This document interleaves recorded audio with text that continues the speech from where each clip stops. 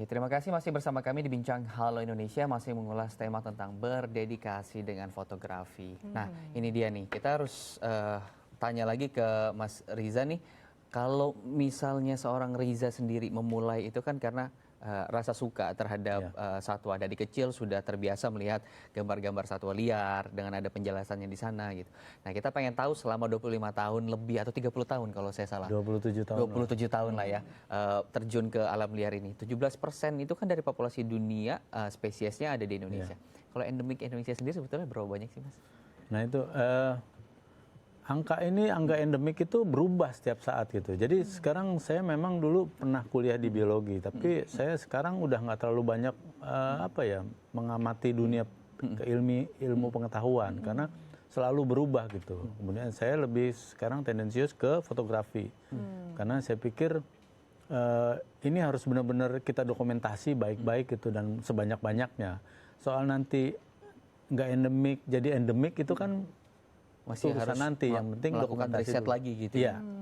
Karena ada perubahan. Endemik sendiri ya tetap tinggi lah, Indonesia tetap tinggi seperti Tarsius Tarsius aja yang di Sulawesi kita udah di sana aja udah ketahuan 10 jenis gitu. Mungkin udah paling banyak di dunia gitu dibanding Tarsius di dunia lain. Baru tahu dari Mas Riza ini kalau misalnya endemik kita ada 10 spesies untuk Tarsius itu ya. Ya, untuk makakanya di Sulawesi ada 7 spesies. Dan itu nggak ada di dunia manapun gitu. Spesies sendiri dibanding yang di Kalimantan atau di Filipina. Itu kita masuk paling kaya gitu. Cuman karena ya itu dia karena publikasi kita mungkin kurang gitu ya. Jadi kurang atau memang kurang? Mungkin kata-kata yang tepat nggak tahu lah. Mas Riza juga kan salah satu pionirnya juga nih yang bisa dibilang memiliki dokumentasi paling lengkap lah untuk hewan-hewan endemik Indonesia. Dan karya dari Mas Riza sendiri sudah terpampang di berbagai publikasi LSM luar negeri seperti WWF dan juga ada Wildlife Conservation Society juga, beberapa nama yang sudah menggunakan karyanya Kang Rizal. Biasanya seperti apa nih Mas setelah mengeksplorasi, apakah kemudian langsung dipublikasikan atau justru didokumentasikan secara pribadi kemudian di-approach oleh media-media yang membutuhkan baru akhirnya bisa tersebar luas? Ya, awal-awal memang saya sering sekali awal-awal profesi ini dimulai tahun 1990 ke atas itu sampai tahun 2000-an saya banyak bekerja untuk NGO berbasis asing ya seperti tadi yang disebut. Kemudian bantu TV-TV asing untuk bikin dokumenter di sini karena saya punya data banyak, kemudian backgroundnya biologi, kemudian punya background fotografi juga, itu data yang mereka sangat perlukan. Kemudian ke sini saya semakin banyak stok foto. Kemudian saya sekarang ada media sosial yang bisa dipamer foto. Kalau dulu kan kita hanya punya portfolio yang harus dibawa-bawa ke sana ke sini. Jadi sekarang ada ini, nah mereka akan kontak gitu kalau memang mereka perlukan. Jadi karena ilustrasi satwa liar Indonesia ini kan untuk yang spesies payungnya seperti orangutan tuh orang asing juga sempat hadir dan cukup banyak. Tapi saya pikir kan bukan hanya itu gitu, yang ikonik ya.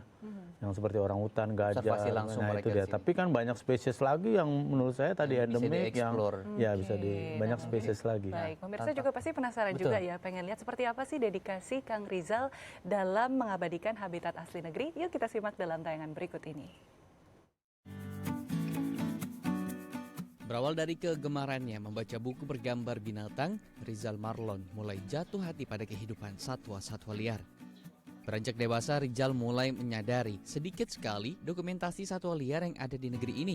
Hingga ia memutuskan untuk mendalami fotografi dan mengambil penjurusan biologi demi memahami kehidupan satwa liar di habitat alami. 30 tahun menekuni profesi fotografi alam liar, Rizal banyak menuai hambatan. Tak jarang, Rizal harus menaiki pucuk pohon tertinggi dan terkadang pulang tanpa membawa hasil jepretan. Akan tetapi, hambatan tadi tidak melunturkan semangat Rizal untuk terus mengabadikan momen unik satwa liar di habitat aslinya. Pada setiap perjalanan ekspedisi, ayah dua orang anak ini kerap menggunakan dana dari saku sendiri tanpa bantuan sepeser pun dari pemerintah provinsi. Walau di tengah keterbatasan, hasil karya Rizal justru banyak diakui dan diikut sertakan dalam beberapa program dokumenter lokal dan internasional. Beberapa karya Rizal juga digunakan oleh lembaga swadaya masyarakat asing seperti WWF, The Nature Conservancy, dan Wildlife Conservation Society. Rizal juga tak pelit berbagi ilmu, keahliannya ia tularkan kepada mahasiswa dengan menjadi dosen tamu di beberapa universitas ternama. Walau seringkali mendapat kesulitan karena keterbatasan biaya, Rizal selalu mendapatkan dukungan dan bantuan dari kawan-kawannya di seluruh penjuru Indonesia. Begitu juga dengan keluarga yang selalu memberi dukungan dan menjadi penyemangat agar terus berkarya. Ya, tantangannya besar ya. Bahkan pakai uang sendiri untuk observasi, terus kemudian tidak jarang ketika sudah nyampe lokasi, justru malah nggak dapat foto sama sekali. Betul, belum lagi harus tantangan-tantangan yang dihadapi kan ya, namanya di alam bebas gitu ya. Resikonya besar ya, karena banyak binatang buas juga di sana. Oke, kita tanya, Mas Riza, ini tadi kalau disebutkan pakai uang sendiri, betul ya? Ya. Itu di awal berarti pakai uang sendiri? Awal-awal sampai terakhir-terakhir juga supportnya masih kurang gitu. Tapi saya berharap kalau kita nunggu sponsor berapa 2 miliar, 1 miliar itu nggak datang-datang ya kita kan akhirnya duduk aja gitu. Jadi malah saya tidak pikir sama sekali. ya lebih baik dengan yang ada saja gitu, dengan peralatan ada, yang biaya yang adanya harus kita mulai gitu, karena kita harus bikin portfolio dulu. Dan tadi yang paling sedih adalah pulang tanpa hasil. Ini kenapa sih sebetulnya bisa ada kemungkinan seperti itu? Apakah tidak ada riset sebelumnya? Ya, kita selalu bikin riset kecil, tapi kan di lapangan lain. Berbeda. Di lapangan kadang-kadang ada perubahan cuaca atau ya tadi, misalnya mereka konsumsi atau ada perkebunan mendadak apa yang dibuka, mereka langsung hilang. Jadi kita bisa kita nggak tahu kan. Untuk konfirmasi dulu saya selalu suratin orang di kampung. Nah, kalau sekarang sih udah lebih enak lah, ada bisa kontak lewat HP atau apa ya, pakai untuk tanya kondisi terakhir.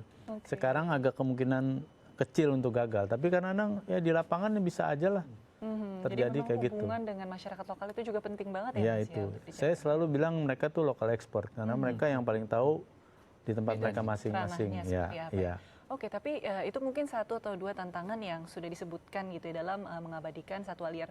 Apa sih tantangan terberatnya nih dalam menjadi fotografer di alam liar, Mas?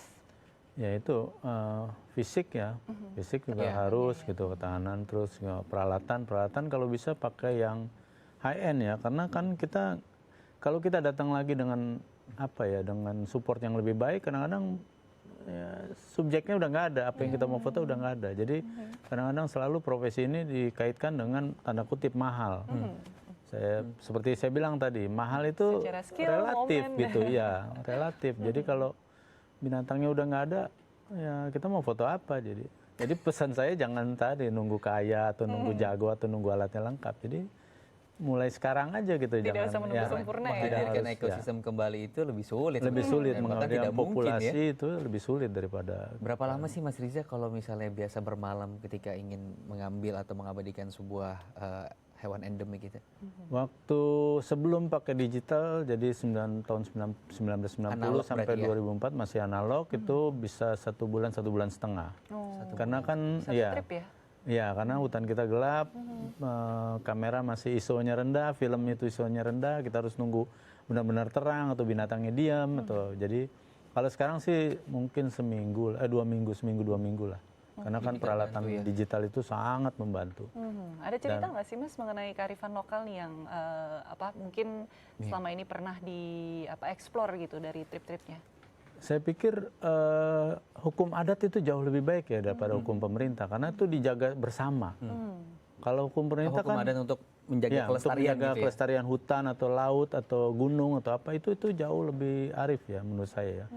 Mereka lebih jaga baik karena dijaga sama-sama dari kepala suku sampai anggota masyarakatnya. Semua terlibat ya? Iya, karena panen itu harus ada waktunya, nggak selalu ada. Ya, kita akan sambung obrolan menarik ini nih pemirsa sesudah jeda yang satu ini. Karena itu jangan kemana-mana, tetap bersama kami di Halo Indonesia.